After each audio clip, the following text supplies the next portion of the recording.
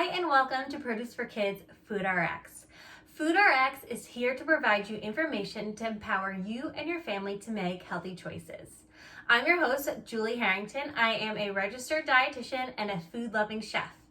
May is Celiac Awareness Month, so we're going to discuss what celiac disease is, what's the difference between a gluten intolerance and a gluten sensitivity, what foods are naturally gluten-free, and what foods to be mindful of if you are following a gluten-free diet, and also simple swaps if you do choose or need to follow a gluten-free diet. So what exactly is celiac disease?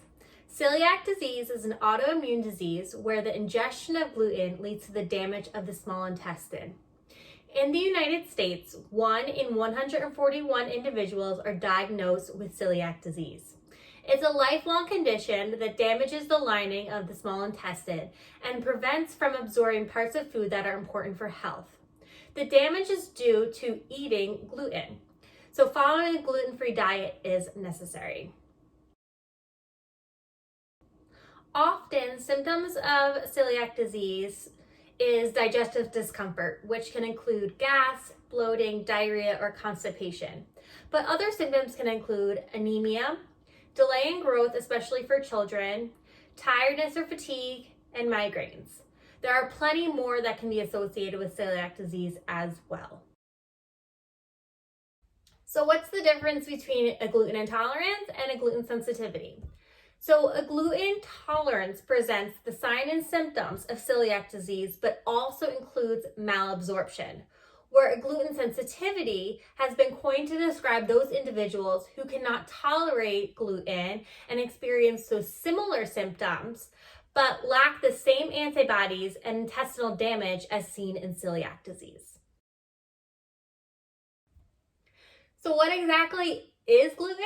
Gluten is simply the protein found in wheat. An easy way to remember is if you think about your brow. BROW. Barley, rye, oats, and wheat. Those are gluten. And is it bad for you? If you don't have celiac disease, it is not bad for you. It helps with giving the rise and fluffiness of our baked goods. There are plenty naturally gluten-free foods. For example, your fruits, vegetables, dairy products, and protein. The one food group we need to be a little bit more mindful of is grains.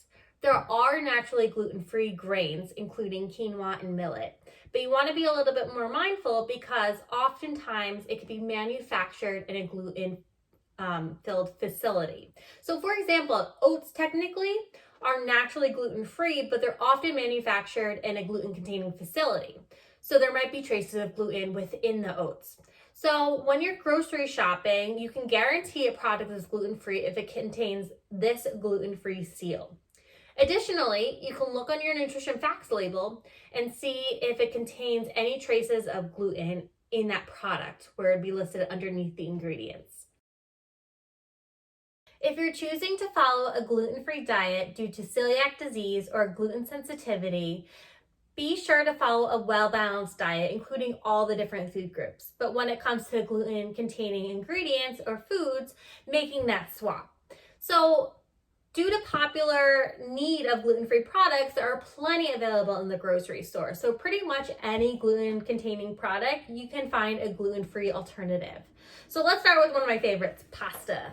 So pasta is made with flour, and that contains gluten. So gluten-free options could include something like this, which is a chickpea pasta. Or there's brown rice pasta, quinoa pasta. There's so many different ones to choose from. Also, if you're looking for some crackers, there's almond flour crackers, there's different brown rice crackers, even breads. Oftentimes the breads are in the frozen section, so they last longer because due to their starch mixture to make it gluten-free, it doesn't last as long outside of the refrigerator or freezer. One thing you want to look out for when you are shopping is simply look for this gluten-free seal. This is guaranteeing you that this product is gluten-free. So if you're unsure, it's always so important to read the nutrition information and the ingredients that are listed in that item. Additionally, you can also see if it's manufactured in a facility that contains gluten. So, for example, oats are technically gluten-free on their own, but they're often manufactured in a facility that also manufactures gluten-containing products. So be really mindful, especially for oats, that it's not manufactured in a facility that also manufactures gluten as well. Thanks for tuning in today to discuss celiac disease. For more information, read the full blog post at produceforkids.com/foodrx.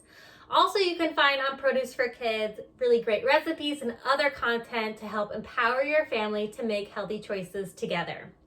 I'll see you next time on FoodRx.